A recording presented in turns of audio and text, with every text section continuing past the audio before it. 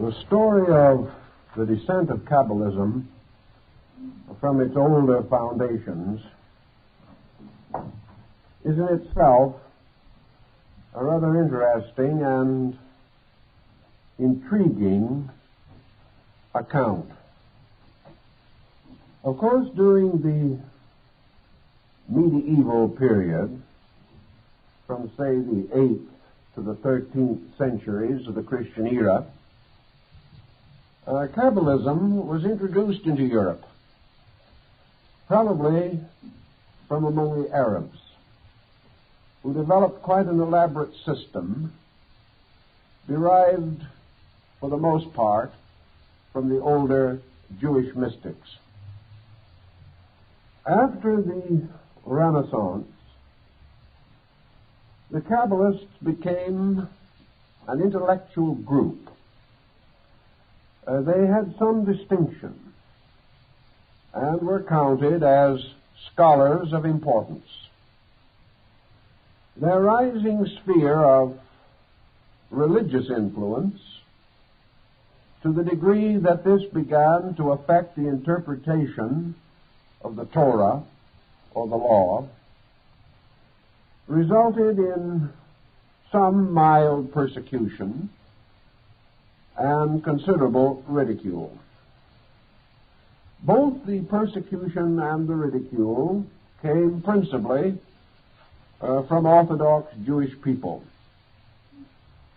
who felt that a heresy was arising in their midst, inasmuch as many elements of lore and metaphysics came into the Kabbalistic pattern and might be regarded as producing the same effect then as some pseudo-mystical work might produce in modern Christendom.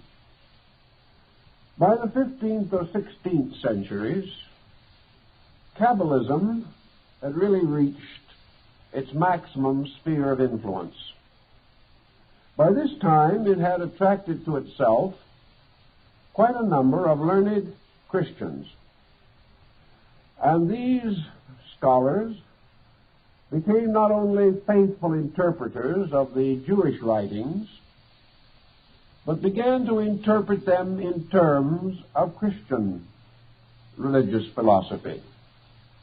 There is no doubt that the principal church theologians of the Renaissance period were influenced by Kabbalism, and it was even taught in some of the Christian theological seminaries. Men of the caliber of Noah von Rosenroth devoted their lives to the study not of the Kabbalah in its transcendental or magical sense, but in its philosophical meaning, sensing that somewhere in this compound was valuable and practical knowledge.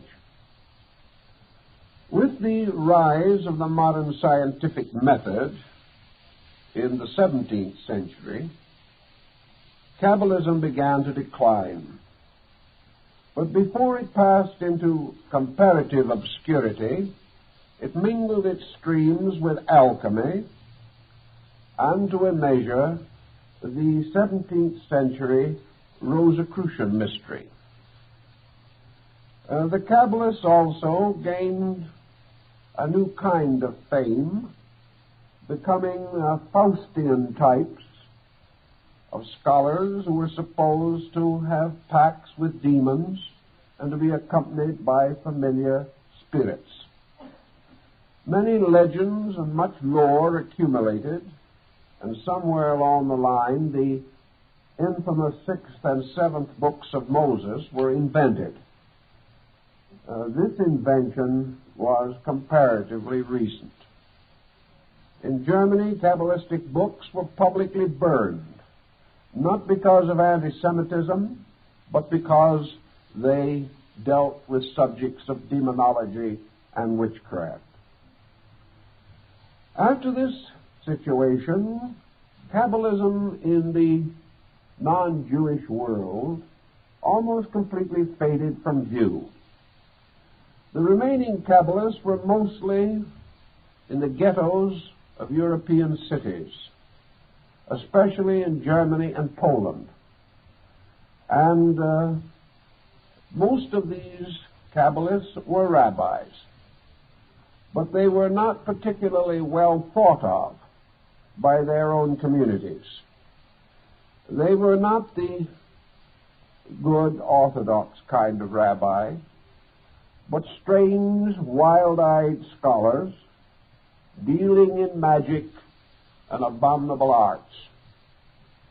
They were feared, and a certain amount of superstition that has always followed in the train of Jewry gave them a vestige of importance. Many persons regarded themselves as bewitched. Many kinds of magic were practiced in a time when these practices were held to be valid, and when some Jewish magician found himself hopelessly involved in either a genuinely magical or a psychologically metaphysical situation from which he could not extricate himself, he would usually quietly seek out one of these ancient scholars for help and perhaps for delivery from possession by an evil spirit. This situation continued mildly and faintly up to the 19th century. By this time, the entire subject was more or less considered as extinct. Not much was heard about it. We know there were still scattered scholars, a few enthusiasts struggling to preserve what they held to be an ancient, authoritative revelation. But with the rise of modern science, the younger men, both among the Jews and the Gentiles, found little interest in these abstract theories about creation. They were inclined to follow in the ways of Darwin and Huxley and Spencer and explore the new materialistic universe that was unfolding around man. By the last quarter of the 19th century, however, certain reasonable doubts had arisen as to the completeness and adequacy of the scientific position. Science was answering many questions, but it was causing more questions than it could possibly answer. And each new scientific discovery opened a world of mysteries for which no reasonable solution could be immediately found. There was also a gradual sense of fear arising. Men began to wonder if this universe that had been torn away from its divine footings was actually progressing in a positive direction, or whether it was merely falling into a new kind of superstition, the superstition of godlessness. This led to a considerable revival of interest in Kabbalism, mostly among Gentiles. And we find that the various metaphysical movements that developed in the United States and Europe in the last quarter of the 19th century often included this subject among matters for further investigation. The 20th century found only a few articulate Kabbalists. These wrote on the subject, collated the available literature, and their findings were tucked away in library shelves and in old bookstores when only a few found interest in them. About 1925 to 30, however, there was a new interest in this subject. This interest seemingly began to manifest itself simultaneously in two areas. One considerable area in Germany, where both Jewish and non-Jewish scholars began to take the Kabbalah very seriously. The second area was in Jerusalem itself. And from what we are able to learn, in Israel today, the Kabbalah is no longer regarded as merely a medieval superstition. It has become a legitimate area for research and thought. Perhaps one of the helpful things that happened was that man's increasing scientific knowledge and his ability to cope with world literature on a more intimate basis resulted in a new attitude toward Kabbalistic interpretation. It became possible that in the Kabbalah would be found scientific material. The structure of the doctrine was highly mathematical. It seemed almost archetypal. It appeared to have been impressed upon the Jewish folk mind as a pattern or an ordered revelation.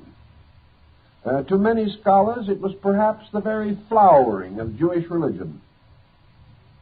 It certainly represented the motion of a religion away from a simple state of faith into an elaborate area of research, a tremendous effort to rationalize, understand, and interpret the religious doctrines of the Jewish people. Again, this might have been helped by an increasing tendency of both Jewish and Christian scholars to question the literal translation or the literal meanings of Bible statements. It became increasingly difficult, for example, to accept the opening chapters of Genesis as a literal account of creation. Also, scholarship seeking for a justification for the extraordinary respect in which the Old Testament was held began to experience difficulty in sustaining this respect on the level of the prevailing teachings and opinions. Just as Christian mystics found it necessary to their own inner consolation to seek for a mystical meaning to their scriptures and to enlarge the area of their spiritual consciousness of religious truths, so the same happened among the Jewish scholars. And to a measure, this was important to Christendom also, inasmuch as the Old Testament is an essential part of the Christian Bible. As a result of the Kabbalah, it was possible to reconcile a great deal of the difference between religion and science. In the Kabbalah, religion revealed certain powerful scientific aspects. It seemed quite conceivable that the Kabbalah could sustain and support not only our more recent opinions about the nature of the universe, time, space, existence, generation, life, and death, but might even reach into the mystery of this electronic age, describing and unfolding mysteries long concealed in difficult and archaic Hebrew words, which when adequately and properly translated and interpreted in the proper context and sense, suddenly become meaningful, become intriguing and inviting of further thought. So we now find that most scientific and educational and cultural groups do not regard the Kabbalah today as an old superstition. I can well remember when even progressive thinkers would hardly consider touching this subject because of its involvement in magic and sorcery. It belonged in the very outer edge of the lunacy fringe. But now, this fringe has taken on an orthodoxy, a reasonableness, and an intelligence. And we are beginning to realize that the so-called foibles of one generation become the solid facts of the next. Thus today, to bring the subject to focal point, the study of the Kabbalah is for the most part regarded as respectable. There will still be a number of very Orthodox Jewish people who will view it with fear, who will consider it part of a divine mystery which should be left alone. But then there are also a number of Orthodox Christians who feel that any effort to question or interpret or penetrate the outer surface of the Christian Scriptures should be regarded as little less than heresy. So we have the jots and tittles followers on both sides of this situation. But the more liberal scholar, the leader in his field, the influential intellectual, is now Kabbalah conscious. And I think we will observe in the very near future an unfoldment of a trend now beginning to be evident, of a large and generous literature appearing upon this subject, perhaps a literature that will excel in quantity at least the material bearing upon the Dead Sea Scrolls. Now, why is the Kabbalah suddenly of interest? It is of interest because modern science is still faced with the same problems that are said to have contributed to the suicide of Aristotle. Namely, that all of the research that is being accomplished deals with secondary processes in nature, essential processes. The principles at the roots of things are as obscure now as they were 25 centuries ago. Science has many explanations for many things, but it has never touched the problems that are dealt with essentially by the Kabbalah. This does not mean that the Kabbalistic answers must be correct, but they invite a thoughtfulness because no better thought is available. If this be the case, it is quite certain that modern physicists will become more interested in the subject. I have mentioned before that it was reported that Einstein was much concerned with the early philosophy of the Kabbalah. It was a kind of religious science, a science dealing with divine things. And it handled certain problems which perhaps we can summarize in a few statements. First of all, the Kabbalah, together with most religious beliefs, moved upon the assumption of an eternal God, a being in all things sufficient, an essence, principle, or power enduring and sustaining itself by itself throughout all time and space. This power was innately and intrinsically all good and all-knowing. It was absolute and in its authority, and before the face of this one there was no other.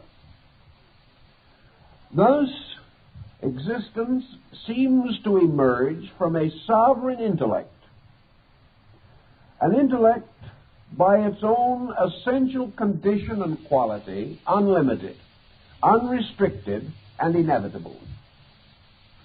So the Kabbalah asks a very simple, direct question that many others have asked, a question with which Plato and Aristotle both struggled, a question which has disturbed St. Thomas Aquinas just as much as it perturbed Socrates.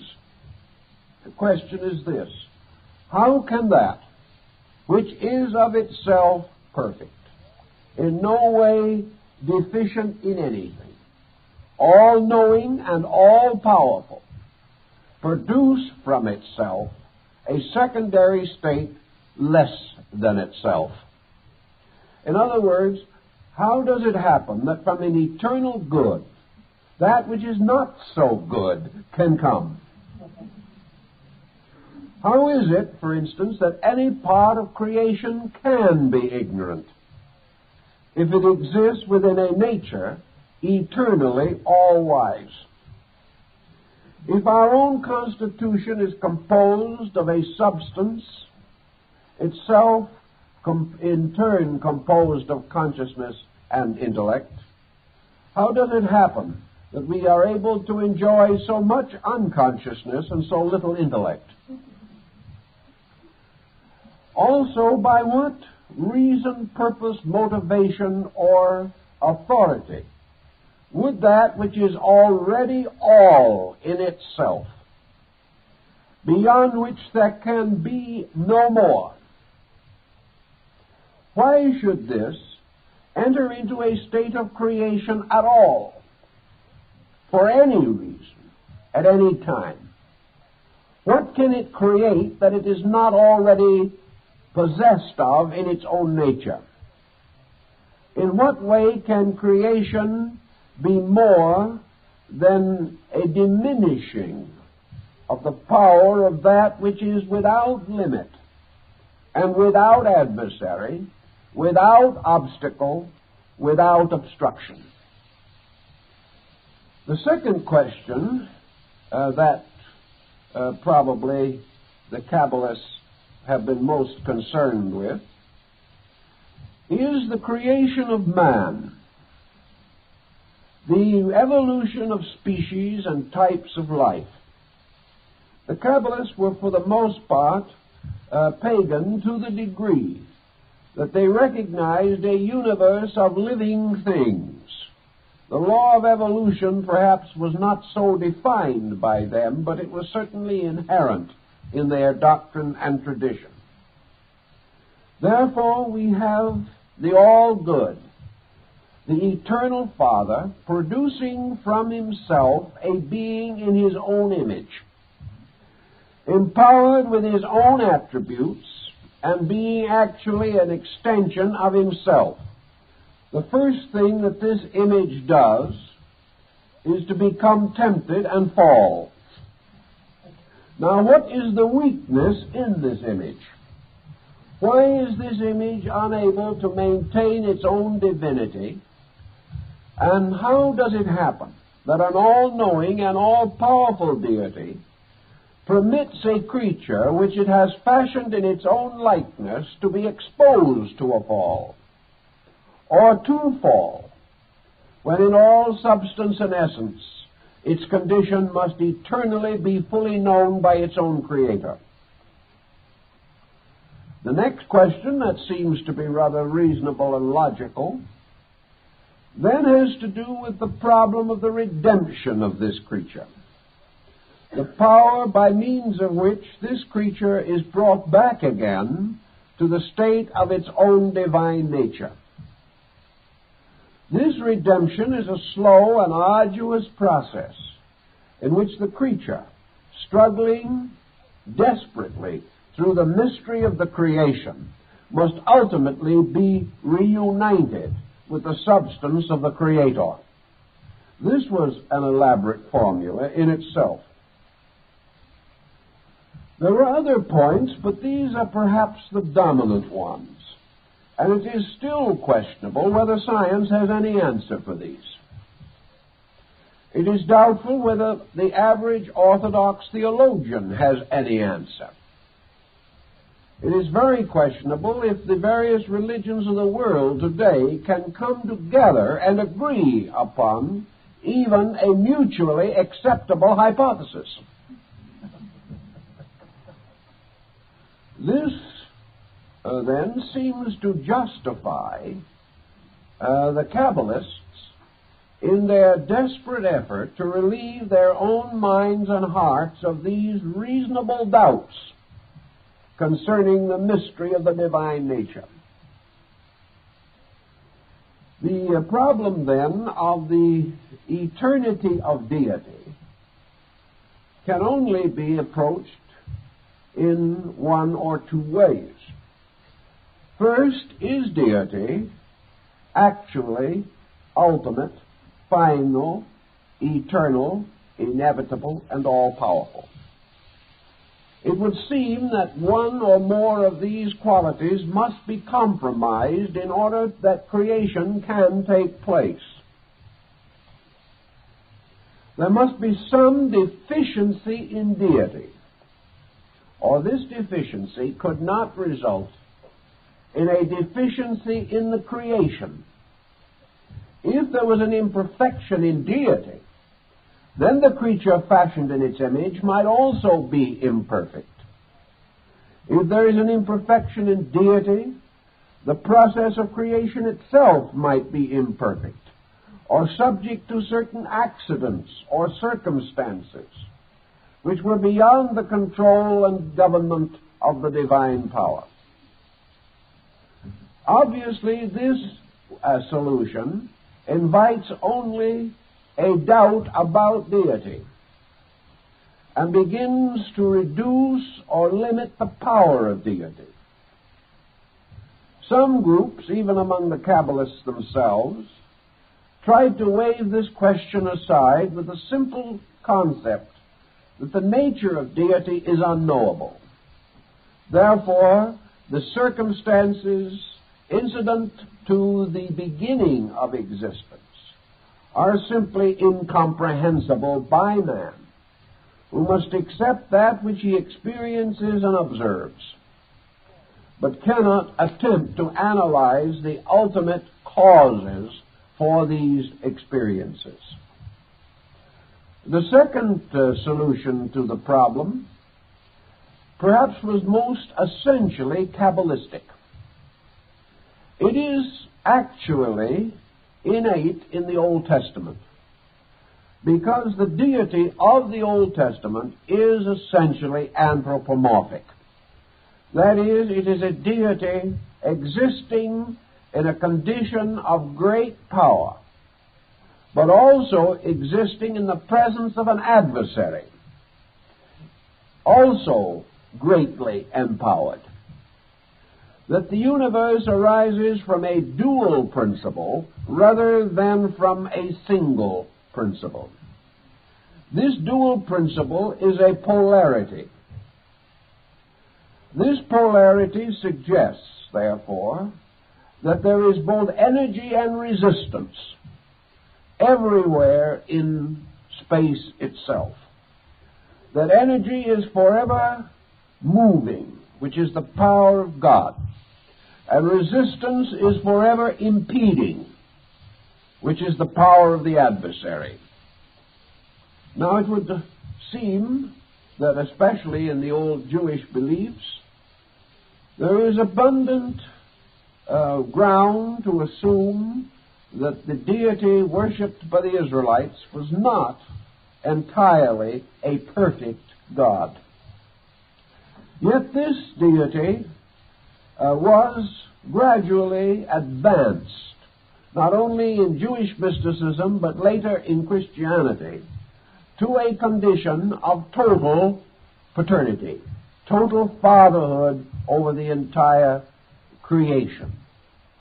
So as men began to build more and more upon the power of the one God, they became more and more involved in the desperate effort to explain how one God, eternally good, could either cause or permit evil.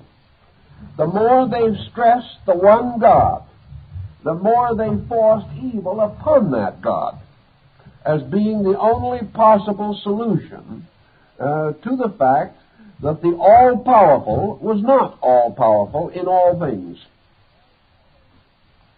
The Kabbalah goes into this in a little different way and gives us a new kind of comprehension. A comprehension which was later picked up by medieval mysticism and finds considerable expression in the Rosicrucian theories of Robert Flood and Michael Meyer. Deity as a being might be regarded as the supreme or superior apex of beings. Deity was not regarded in this concept as being merely an ultimate abstract absolute. Deity was considered to be a great being, or as Plato called it, an animal existing in space. This supreme being, so-called, was certainly the leader of the creations which came from it. But this being, it also existed in something. And this in-somethingness apparently had to precede being itself. In other words, if a being exists, it exists in time and space. If it has a beingness, it has an abode. It has a certain assignment of area in space. We may assume, for example, that being is infinite, that space is infinite, and therefore that the two become one fact. But the Kabbalah points out the possibility that the infinite being and the infinite space do not have to be identical, but that actually infinite being is an infinitely evolving power growing in infinite space. This is not unscientific, but it gives to the problem this situation that as man, born in this world, abides in a certain place, living in a community, city, and united with others to form the inhabitants of a region. So as we look forth upon the heavens, with the infinitude of stars, with the vast pulsing mass of the Milky Way, with the galaxies extending beyond even the most powerful modern telescope, we may well be looking upon a populated firmament, an area which is peopled with gods, each of which, in its own turn, is the inhabitant of space. Within the nature of this God arises its own creation, even as within the nature of man is sustained a vast order of life. To us, the small lives within the corporeal constitution seem little better than the minutest of microbes. But in the various dimensions of space, we do not know. Perhaps the very cells and atoms and electrons of our own bodies have their Platos and their Socrates. We don't know. It is beyond us. We cannot even estimate. That which we cannot estimate because it is smaller, we look down upon. That which we cannot estimate because it is greater, we look up to. But we are not sure of the meaning of either look or the direction in which we turn. We are not sure that bigness is the secret or mystery of authority, or that smallness is the true indication of humility. These factors may be completely arbitrary, created by our own minds, and having no meaning or existence outside of the intellectual processes of the Homo sapiens. This, then, caused the Kabbalists to contemplate a very interesting thought. If deity and all the great heavenly beings whose wings filled with eyes are the very stars of space, this magnificent creation, this Merkaba of righteousness, this chariot of mystery, this creation all exists within something. Now we can proceed by Aristotle's process of regressive evasion to come to the simple conclusion that the only answer is that our God lives in a greater God, this in a greater God, and so on until our inquiry is exhausted, but nothing is answered. The Kabbalists did not feel, however, that this was exactly true. From my researches in the subject, I believe that they felt that there was another kind of existence apart from being. Now, this might get us into trouble with Parmenides and a good many other classical thinkers. And so all we can do is blame the early rabbis working by their oil lamps. Is there something that has an existence apart from being? The possible use of two terms might explain this or give us working language. This may have little to do with the dictionary, but it may be useful for us in the next 3 or 4 evenings. And that is to define or divide or differentiate being and existence. Now, we can do this in a rather simple manner. Being certainly suggests a creature, a being of some kind. Being suggests an objectivity of life, a state of coordinated or integrated activity. Being suggests the opposite of not being. But not being itself does not necessarily suggest vacuum. Not being suggests a state in which a not beingness may have its own natural condition. This we will term existence. For existence does not necessarily suggest God, but being can, especially if it is capitalized. So the Kabbalah seems to tell us that in the beginningness of all beginnings, being rested in existence. This existence came into manifestation as being. But this existence is not merely another kind of God that must keep on retiring into some higher order of hierarchy until it goes beyond reason or intelligence. This existence is simply the infinite potential of life, energy, time, and space. Now, these in themselves do not have to be persons. They can be like the surface of a vast ocean. They can be rich in substances and even in essences. But they may have in themselves no self-awareness as we know self-awareness. This existence may slumber forever. And there is something very reminiscent of it in the more rarefied strata of higher Buddhism, where it seems to come very close to the Mahaparinirvanic state. This state, as Buddha himself tells us, is a continuance with non-existence, as we know non-existence, non-beingness.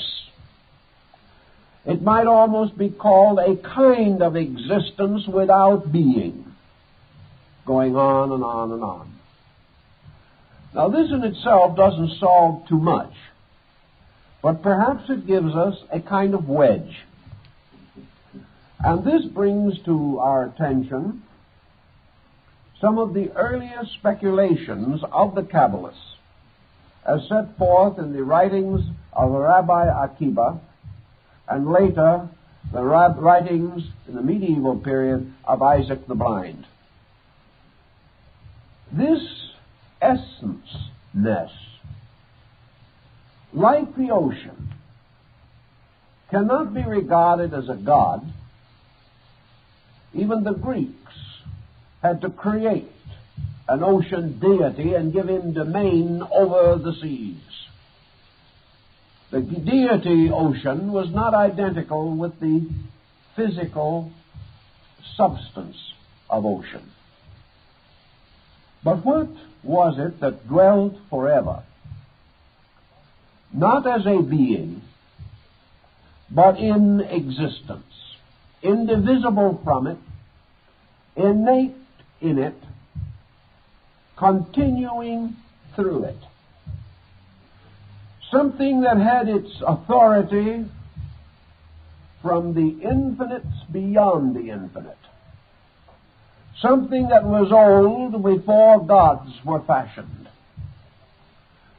Something that goes on like the strange antiquity of race, so that all men are descended from an old line that goes back to a dawn which cannot be measured. And in the Kabbalah, that which exists in the substance of existence, apart from being, was called Torah. Now, in Torah, we have usually the concept of the law. We are of the opinion that the term Torah should be applied to the Pentateuch, the first 5 books of Moses, and sometimes the 6th volume. Not, however, the 6th or 7th book which I just mentioned. This Torah, to the Kabbalists, therefore, was nothing more nor less than the absolute, immutable law of existence. A law which both gods and men must obey. A law from which even the creating power could never escape. For it was no more possible for the Creator to fashion a universe outside of law than it is possible for a chemist in a laboratory to make an experiment succeed if it is contrary to the laws governing that experiment. Thus the law becomes, to a sense, existence. The law is not a person, nor an intelligence as we know it, but the intrinsic, inevitable pattern in energy. It is something which we all must use. It is something that is present in every compound to integrate that compound.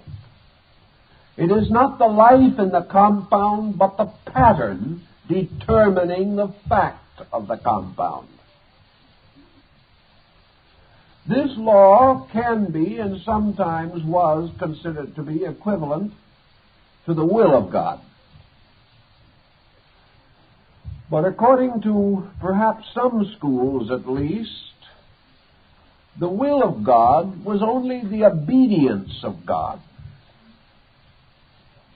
by means of which deity moved only according to that law, by means of which all motion, movement, or existence must be regulated. This law, then, was the tremendous sleeping giant. This law was in everything. But in all these substances, it was not a consciousness, but an archetype. It was not necessarily a being any more than an architect's drawing is a being. It was a vibrant, inevitable process inherent in energy. And no matter what we do or how we do it, everything accomplished must be according to the law of its kind.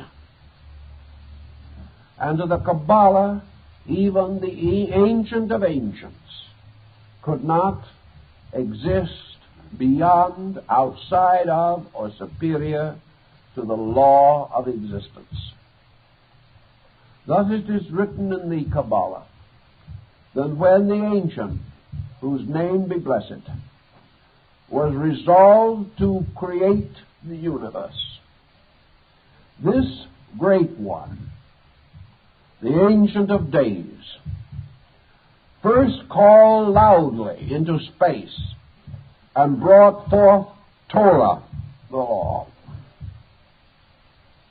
and communed with Torah, and obeyed and followed the instruction of Torah, thus grouping the 22 letters, or the shining diadem, into the patterns that were decreed by Torah.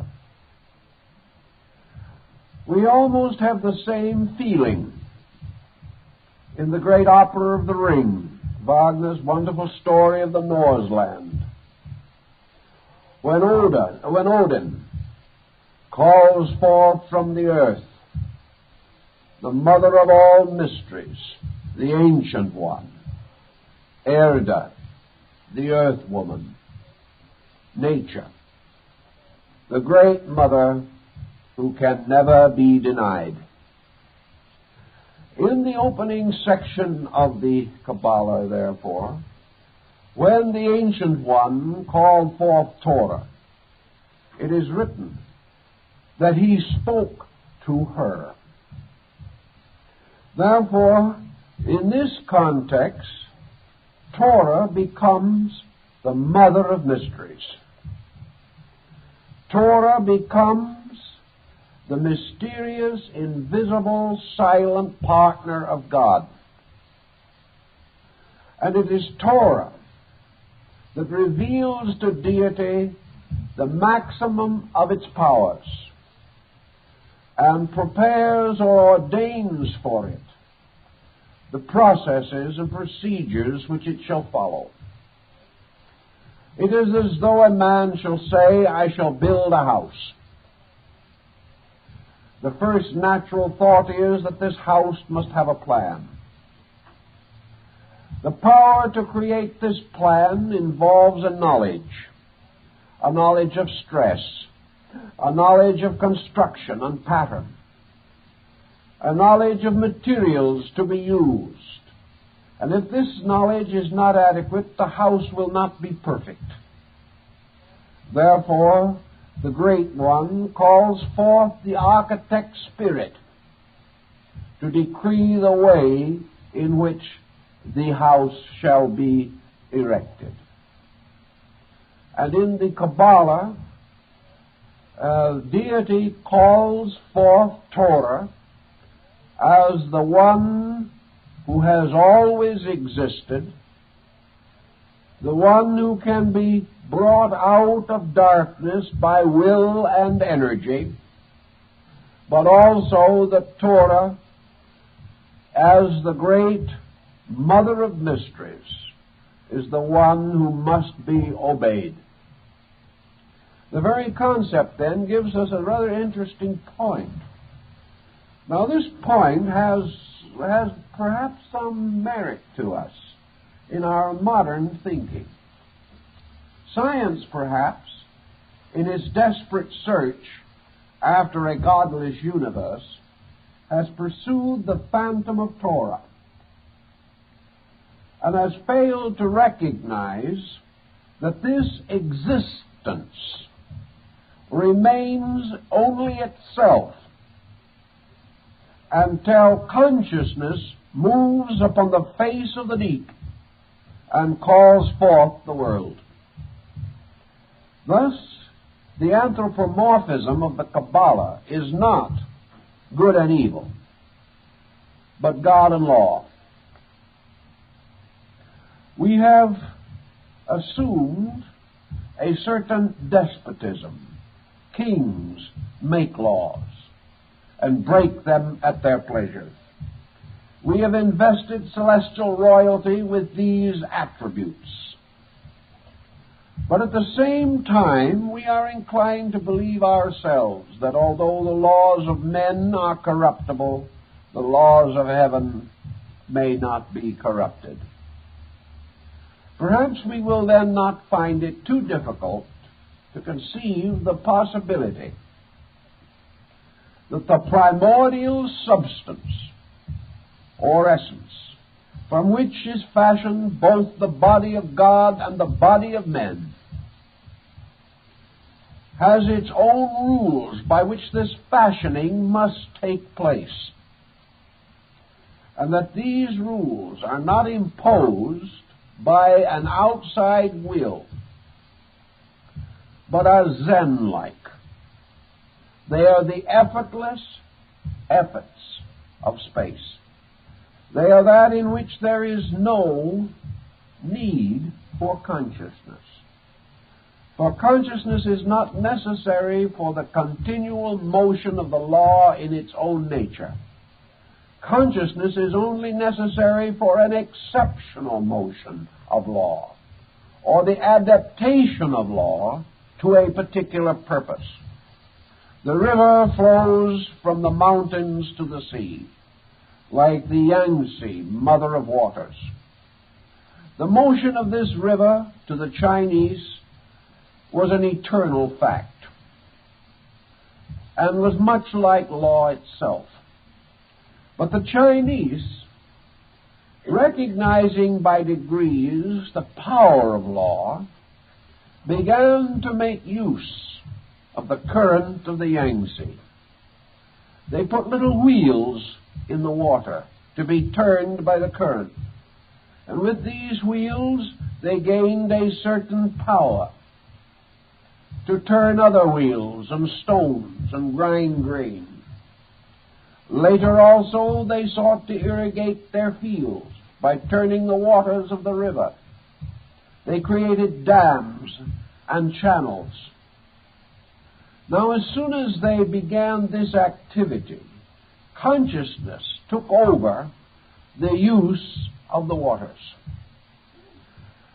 But this consciousness was not all-knowing.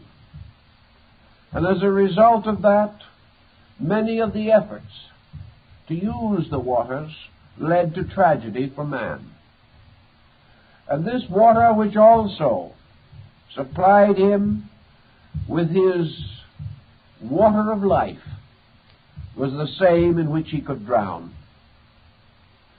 So in the great mystery of space, the Blessed One, the Ancient of Ancients, whose name be glory, as the sovereign conscious intellect, called upon the law to use the law. And the law, in its symbolic sense, made a covenant with the Ancient of Ancients, and said in substance, not verbally, but in principle, obey my rules, and I will make you the greatest of the kings of the world. Disobey my rules, and I will destroy you utterly. Therefore, God, being of all wisdom, possessed the wisdom of obedience. God, being all good, used law only for goodness. God, being all mind, administered law with mindfulness. But actually, this mysterious power was the dynamic. It was this dynamic, then, by means of which the emanation or existence of the world became possible. Creation, then, was simply an unfolding of the will of God according to the law of existence. It was an unfolding within law, for creation itself was a monument to its own law, for it had its origin, its beginning, its infancy, its childhood, its maturity, and its fullness of years. It became populated with orders of life, and every one of these lives was under law. And there was no power within these lives to raise their hands to heaven to ask to be released from law.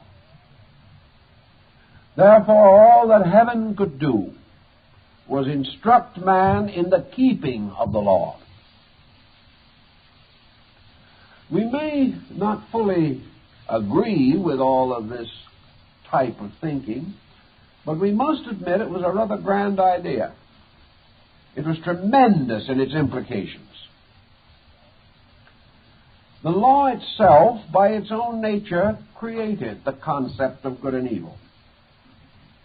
Law was not good because it was not a being. God, by cooperation with the law, might be termed good, because good is that which wishes, desires, or impels the fulfillment of truth. But the law itself was neither good nor ill. It was simply of its own kind, its own nature, and its own eternity. While eternity rested, law was not obvious. And Böhme, the German mystic, brings this out very clearly. There is no manifestation of law until the processes of creation begin. Then these processes flow according to law and are molded by law into the everlasting likeness of itself.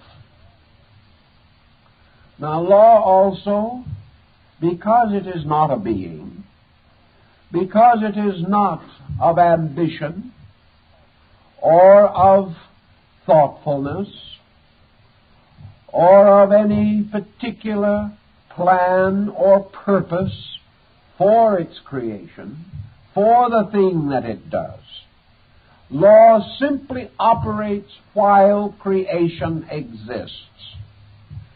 And if and when creation ceases, law retires into its own unmanifested root. For without creation there can be no manifestation of law. Therefore, if a creating power determines the end of its own creation, then the laws governing that creation simply subside again into existence. The creation cannot exist without law, but the law cannot be knowable without creation. And law in an uncreating state is simply silence. The eternal expanse of unconditioned potential. In the Kabbalah, this concept of space law was held to be feminine. And perhaps in this sense of the word, the average ardent feminist of today will not object to the usage as being detrimental. This is no disparagement. Actually, it seems to tell us that even God must obey. That this eternal mother principle is therefore supreme in space. Now, why would we assign this concept to a maternal polarization? Obviously because the existence of existence itself sets forth the area in which a creational process can occur, and the operation of will upon no man hath ever lifted. So the veil of space hides within itself one half of the Torah. One part of the law is always revealed and the other part is concealed.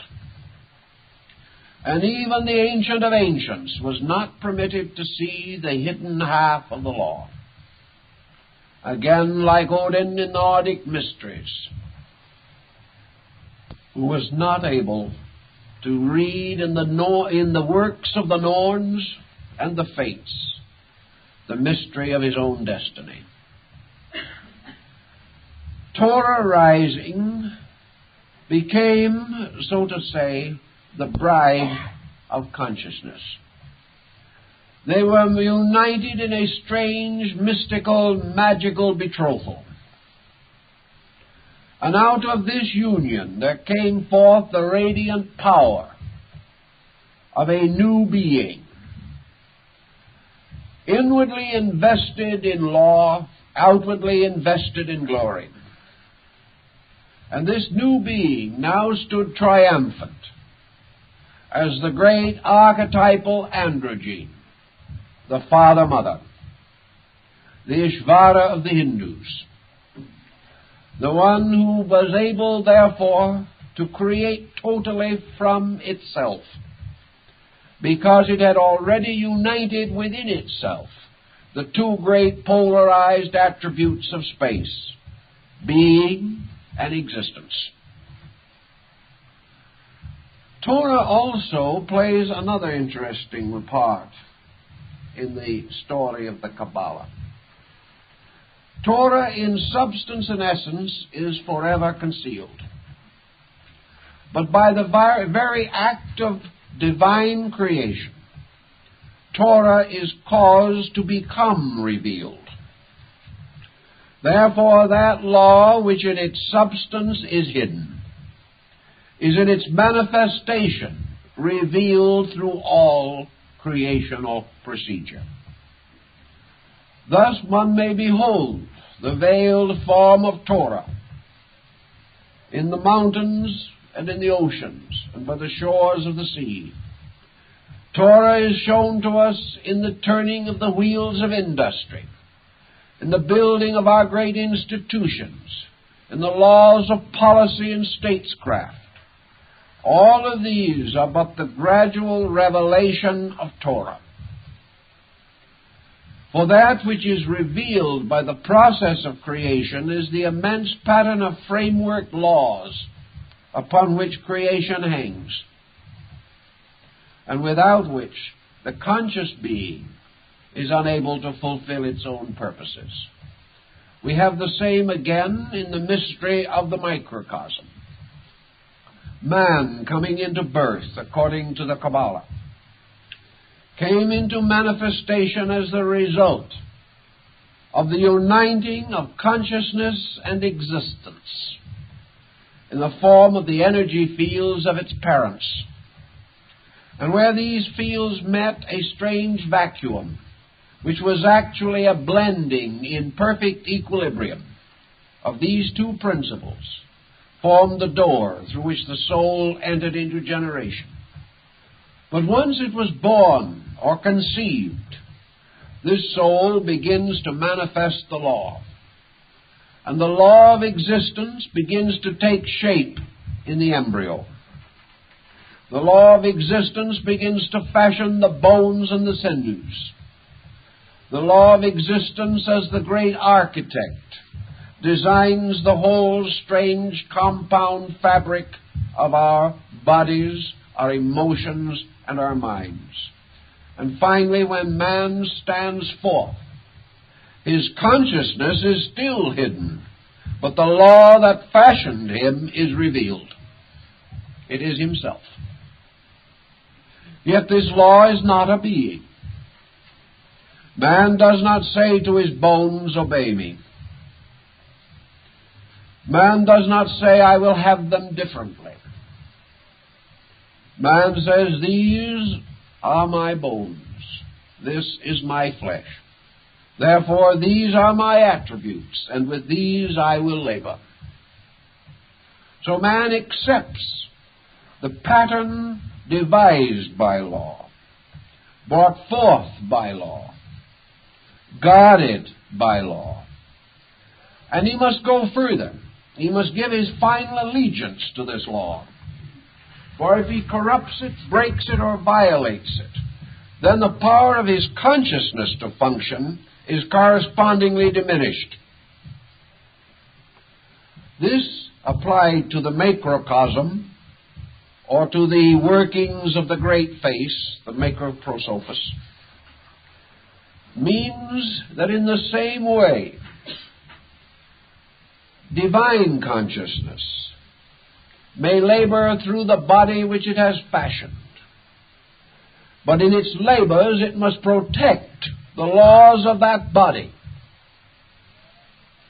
For if consciousness does not protect the body, it loses the power to express itself in this area or field of manifestation. So even the power of will must obey the law of the inevitable. And the struggle between will and inevitable might almost seem to be the struggle between evil and good. For finally the law must be good, and that which conflicts with it must be the evil. From this point, it is not entirely impossible to conceive of the struggle between will and the inevitable.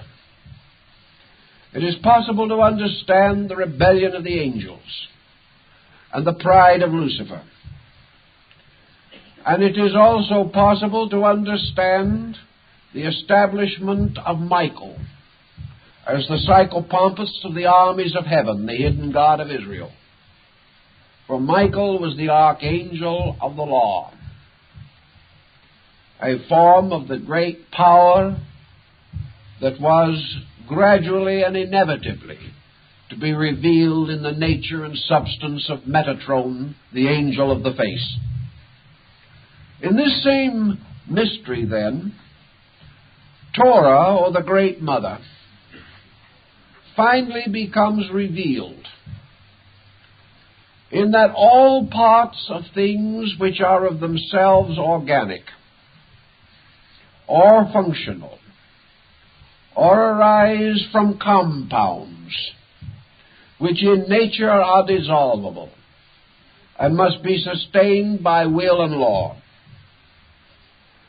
This mysterious existence becomes even more than the rainbow of Noah, a symbol of a covenant. For the fact that we are, the fact that we exist as we know ourselves, proves that we have a covenant with law. And it is also the same type of proof which, by reverse, outlaws the lawless and causes them to vanish from the face of the Lord. When, however, the law is carried forth in glory, not a glory luminous because it is constantly emanating visible splendor, but glorious in the sense that it is not necessary, as Lord Bacon says, for God to convince man by extraordinary means, inasmuch as the most ordinary means are themselves sufficiently magnificent. This concept, therefore, is that the glory of the Lord, or the glory of the law, is made manifest in all things. It is present everywhere. It is present in the growth of the tree and the rising of the sun. No exceptional glory is necessary that the law may be revealed. But the revelation of the law was given its own symbolic form. And when Torah, the mother of mysteries, had become invested in the eternal and inevitable forms of things, in the infinite diffusion of the evidences of law, everywhere operating, everywhere uniting in a wonderful symphony of coordinated purposes, when this glory strikes upon the consciousness of the mystic, when he is suddenly filled with the wondrousness of it, it is then said that the glory becomes Shekinah, and that the mother of mysteries is known before the face of the world as the mother of splendors. And the Sefer HaZohar, the book of the splendors, is therefore the book of the splendors of the glory of the Shekinah, the splendors of the revelation of the law, the revelation of the silent mother at the root of life. Now, if we realize this interpretation of the Shekinah, we shall know why it stood as a column of smoke by day and a pillar of flame by night, and how it led the children of Israel out of bondage across the mysteries of the Red Sea and finally to the Promised Land. The glory of the Shekinah was the covenant, the proof that the way of Israel was a way of righteousness, and that the children of Israel were obedient unto the Lord. This glory of the Shekinah, according to the medieval Kabbalists, is peace among the peoples of the earth. It is the good crop rising from the ground. It is fertility, the laughter of children. The Shekinah is faithful men, not only bending their heads in prayer, but bending their backs side by side in the service of each other and the common good.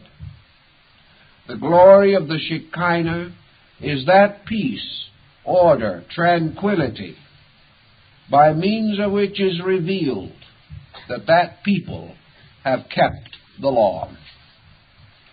Therefore, happiness is a form of the Shekinah's radiance, reserved for those who have fulfilled the doctrines which are of old.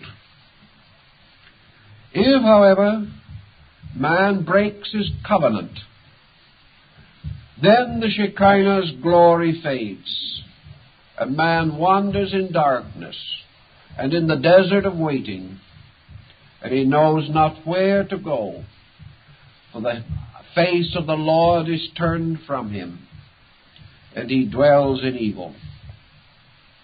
This symbolism, while again it is rather a poetical extension of ideas, suggests more meat than might first appear. It suggests a relationship in life between the individual who plays now the part of God and the inevitable with which he is surrounded and to a large degree permeated. That man is truly not a free agent, nor was God. Both God and man have a power of limited determinism. And this power gives to each the right to use the law, to use this infinite supply, which corresponds very strongly in the early symbolism of the building of the everlasting house, as a strange and wonderful reminder that Solomon, the Lord of Israel, played the part of the great Jehovahstic God, and the mysterious friend, Hiram, king of Tyre, who joined him in this undertaking, symbolizes the mystery of the concealed pattern, the Torah, whereas the architect of the temple was the revealed law, moving into objective manifestation and building the house according to the law. So the great one of antiquity, the ancient face, built the house of existence in existence, built the house of his own being according to the law. And because it was built according to the law, it was acceptable before the law and the living God dwelt therein. This concept, therefore, points out several important situations of which I think Buddhism adds a certain clarifying note. Actually, if law is in the ultimate, superior, and in its own nature, totally suspended, then in the Kabbalah we can understand why even the Great One, the Holy of Holy Ones, could demand nothing of the law, but could only entreat it, could come to it only requesting a favor. And the law, rising before the face of the Ancient One, did not reveal her face even to God, but spoke from the strange veils that concealed her nature, and her voice was as an oracle. And she said unto the Ancient of Ancients, It is not meet nor seemly that a great king should be without a kingdom. This was the statement of the law. And by the power of the law, therefore, the Holy One was empowered to bring forth his world, to set forth his generations, much as in the story of the Greek creation myths of Hesiod and the Orphic theology. Therefore, with the sanction of the law, the Great One brought forth his kingdom. And because the law was forever veiled and concealed in its own essence and substance, it is also said in the Kabbalah that when the streams and the rivers mingle, who shall know the compound? That in this great process of creation itself, the operations of law became so strange and mysterious that the mind of neither God nor man could fully comprehend them, because the law was infinite, and all minds must be in some way finite. The law was infinite, and even consciousness, because it was consciousness, could not be unconsciousness, therefore could not be complete. Therefore light, by its very nature, cannot be darkness, and the mysteries of the darkness cannot be known to the light. For wherever the light goes, it hides the darkness from itself. Now, this is a very interesting point, for it tells us, therefore, or causes us to come to the comprehension that in the processes of creation, the mystery of the interaction of consciousness and existence, universal will and law, resulted in a series of intermediate conditions, conditions in which one condition imposed itself upon another. The attributes of one law impinged upon the manifestations of other laws, and there arose a vast net of lawfulness.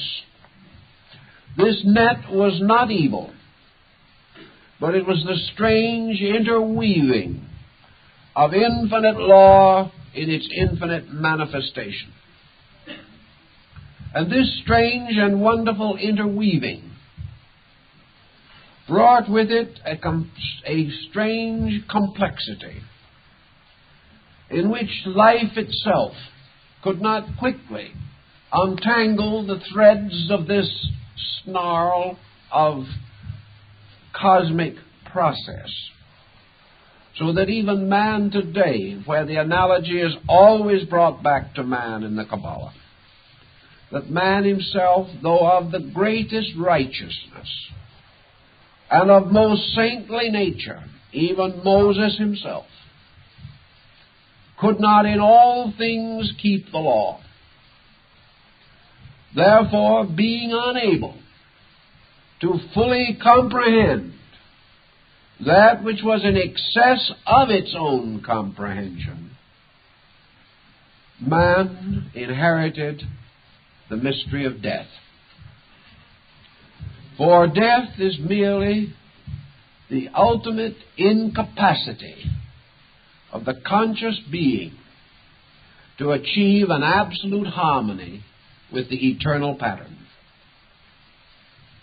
Thus all things, by falling short of the law, fall short of their own survival or of their own continuing existence. And through their falling short of their own perfection, they are therefore subject to the infirmities of imperfection. And this is no reflection upon either God nor man, but the simple insistence of the Kabbalist that both gods and men are laboring with an infinite that is ultimately unknowable.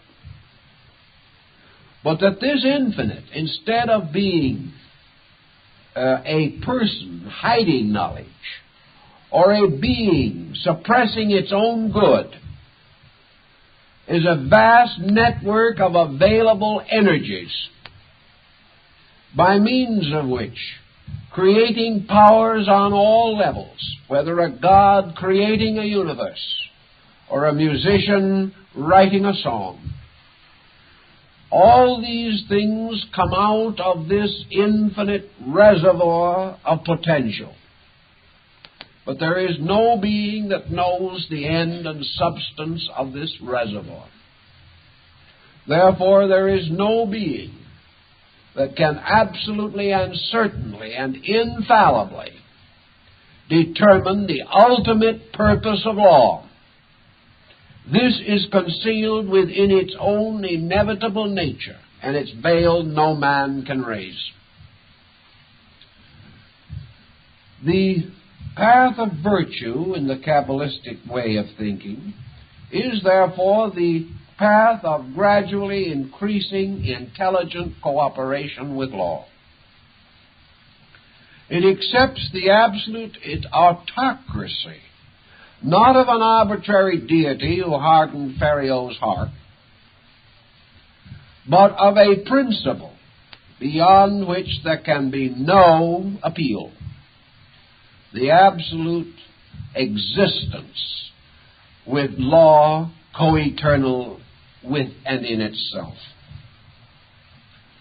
This, then, out of law is the infinite productivity. All forms emerge from law. All patterns, devices, structures arise from law. Both the body of God, which is creation, and the body of man, which is the microcosm. Because, therefore, this existence is the womb of all things, it is the great mother. For all seems to come forth from her, and abiding its time returns to her again. Most ancient peoples had this belief, and they regarded the mother principle not merely as negative or matter, but as the infinite world-bearing existence, within which the seed of conscious being was sowed and brought forth the vast majesty of the cosmos. Now, what does this have to say in terms of modern thinking? Do we have hold of anything that might be valuable to us? Is there a reason, for example, why we should differentiate between atomic energy and God?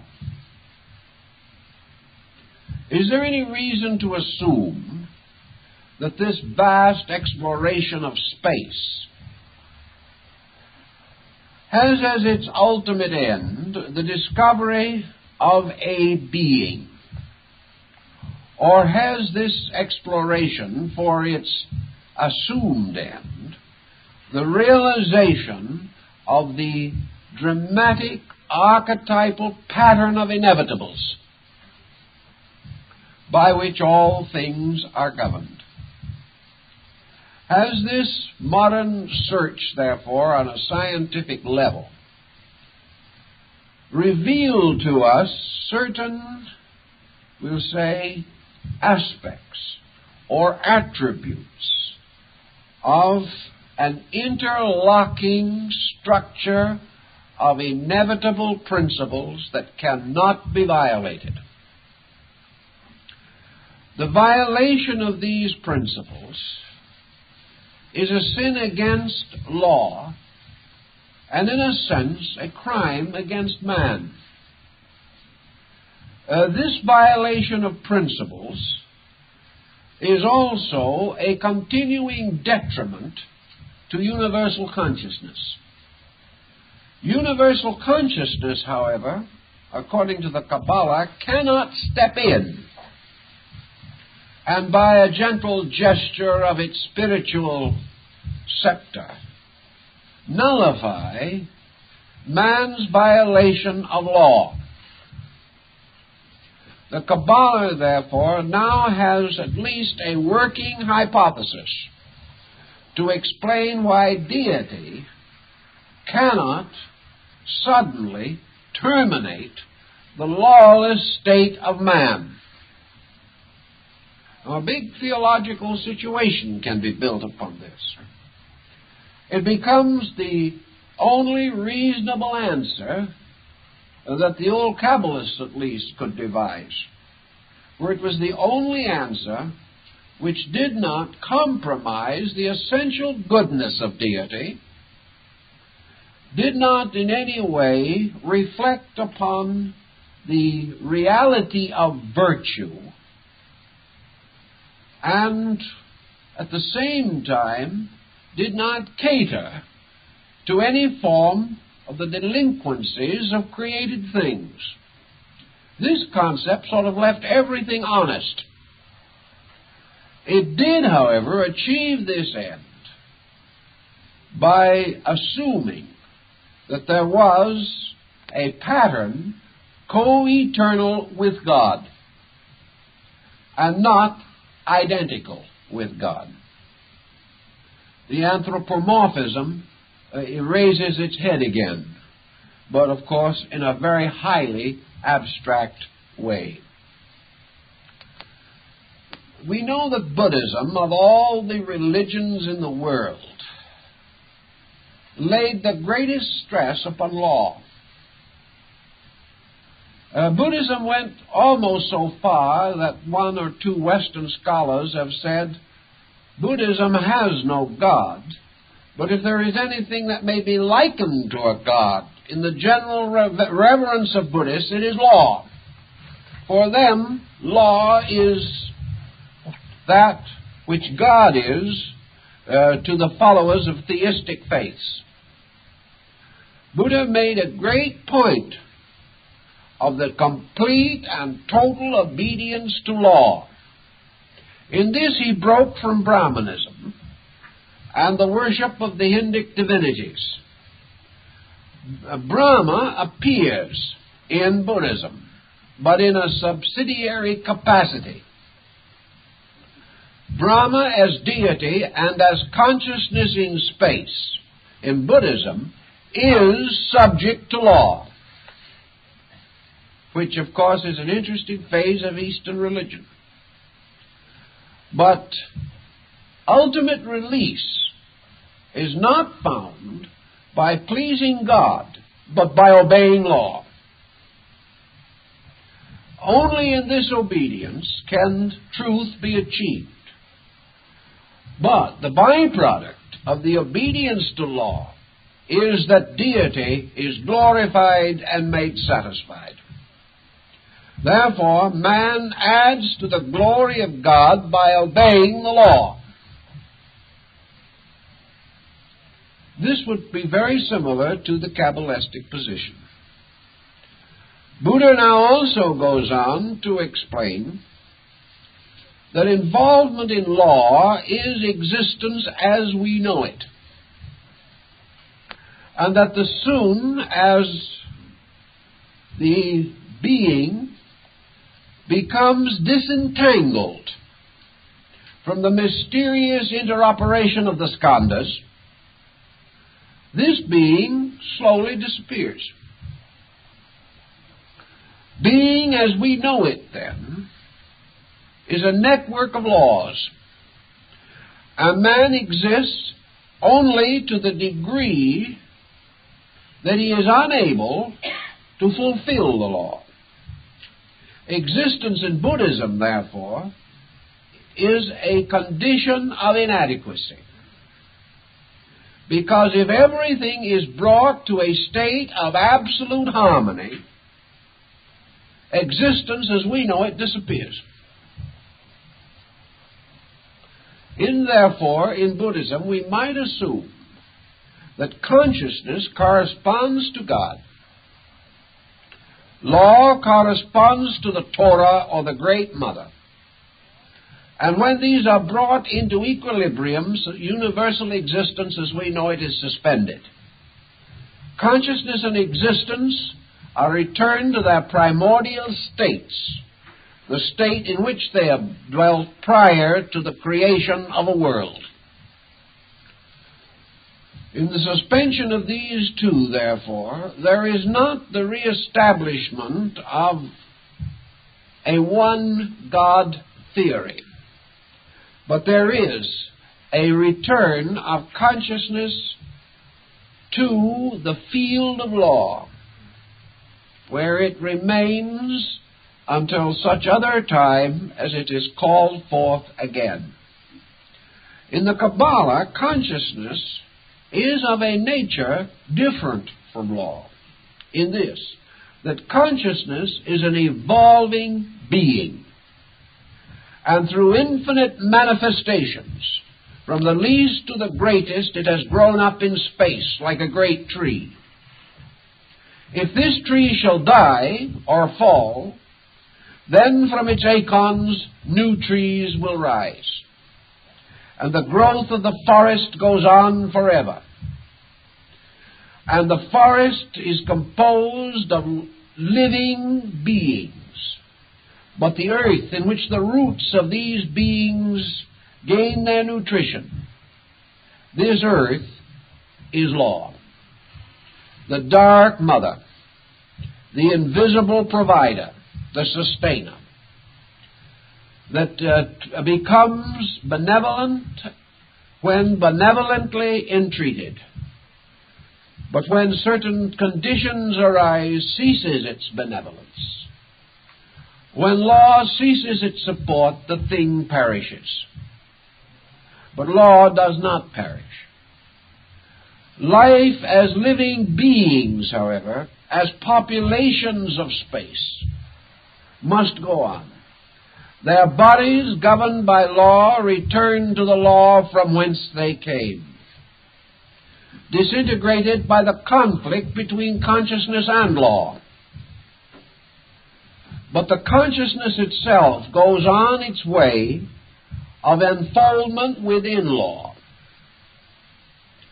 And this consciousness, by an infinite process of evolution, becomes an eternal being, continuing in an eternal state. The being is alive. The state is life. And this difference might offer a number of escapes from some of the scientific dilemmas of our day. For we now do recognize what the Buddhist also held to be true, namely that consciousness itself has a kind of nature which is a product of relationships and of values. But at a root consciousness, unknowable to the objective sense, also has a kind of seed existence beyond our knowing. Beings return to being. Things return to existence. Now, everything is composed of beings, and every being is invested in things. The pattern is immensely complicated and involved, but the separation of forms by the various decays and disintegrations of existence is merely the clarification of basic classifications. Existence claims that which it engenders. Being calls for that which it gave. Therefore, all existence returns to the principle of existence. All living things to the principle or being of living things. In primitive times, our remote ancestors described this situation as return to God and nature. And in the funeral service, we say that we return to the earth that which belongs to the earth, and to God that which belongs to God. This, however, was not the full meaning in the ancient commentaries of the rabbis. For to return something to the earth was to return it to the support, to the substance, to the great matrix, to the firmest and most enduring of all things.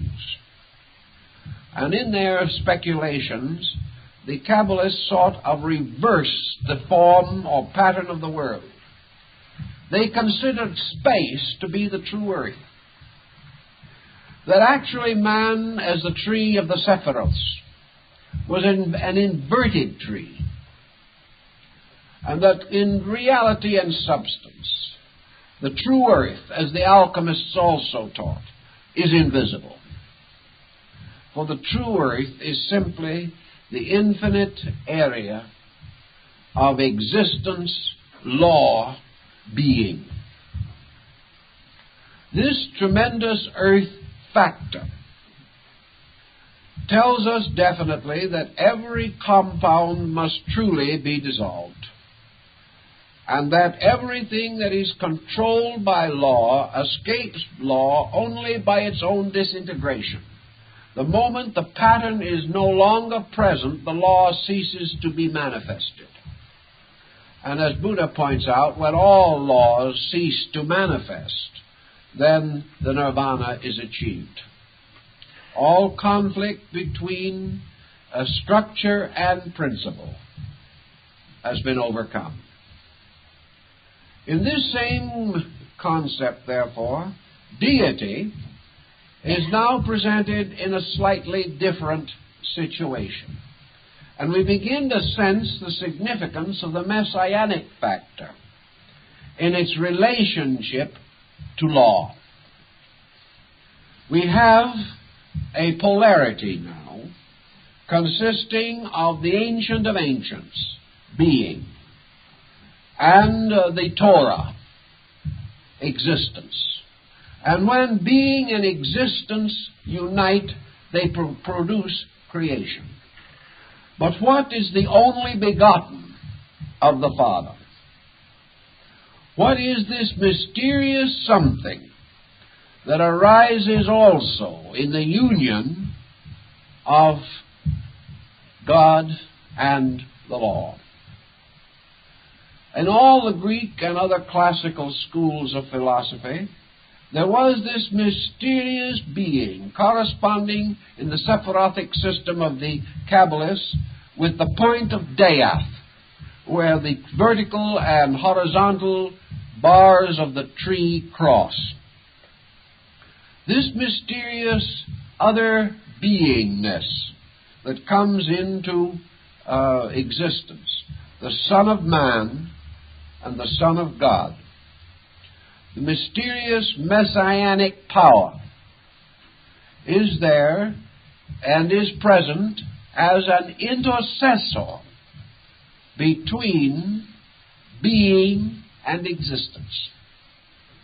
An intercessor between the inevitable of the divine will and the inevitable of the immutable law, and the inevitable that these two shall conflict. This principle is not compromise. It is a principle of mediation. It is the Gnostic aeon of the Sota, which stands glorified between the Ancient One and the splendid form of the Virgin Sophia. Again, the Mother of Mysteries. In this struggle, then, between man, let's say again now, as his will to create, and man as laws operating through every bone, sinew, and nerve of his body, which cannot be violated. There has to be some kind of a middle ground here. The ancients regarded this as the soul, the firstborn of heaven and earth. And the psychic factor has still remained essentially a mystery. And in the Kabbalah, the mystery of the soul was given a great deal of a very patient consideration.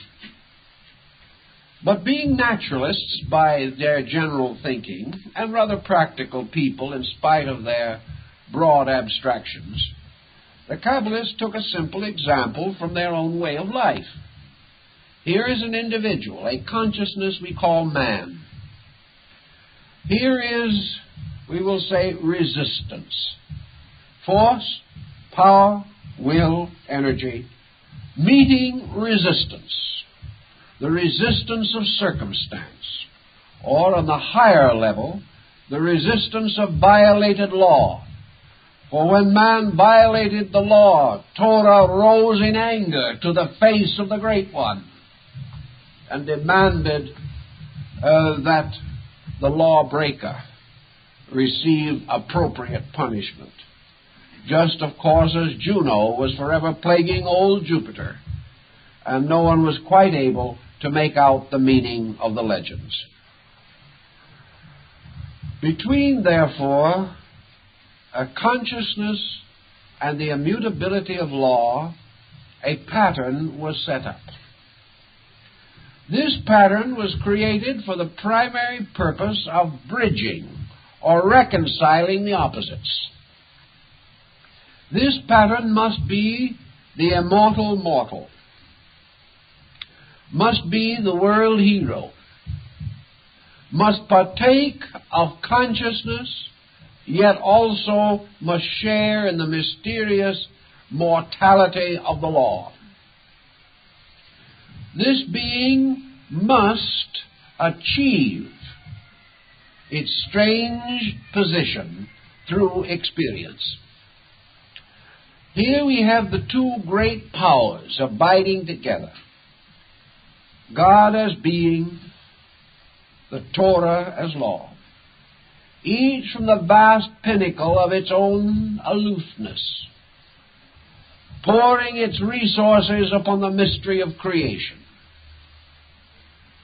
Yet, the solution to the mystery, the ultimate solving of the riddle, is only possible to some creature that stands in the midst of creation itself, and therefore experiences in itself the operations of these two sovereign powers. The purpose of this concept was that man should occupy that place, that man should worship God and keep the law. In this sense, however, a kind of archetypal man was devised. For man himself, as a principle of equilibrium, must also bear witness to the chemical compound of will and law. This mysterious power of mingling of will and law produced what Böhme termed the great patience, the strange power of the waiting, that which patiently and inevitably overcomes the mystery of the struggle between consciousness and law.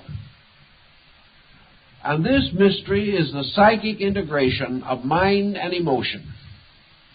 For by mind, man seeks to conceive of the nature of God, and by emotion participate in the inevitability of law.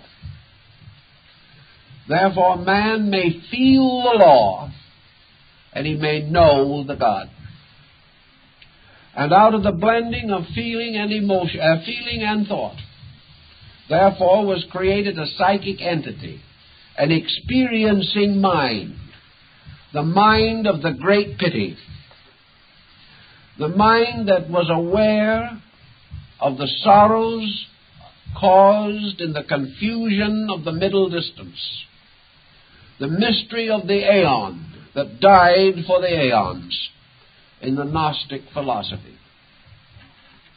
This problem then becomes the next essential secret of the Kabbalistic system, and that is the one that we have to take up next time, when we will go into the problem of Michael and Metatron, the angel of the face. And so I guess that's about all for this evening.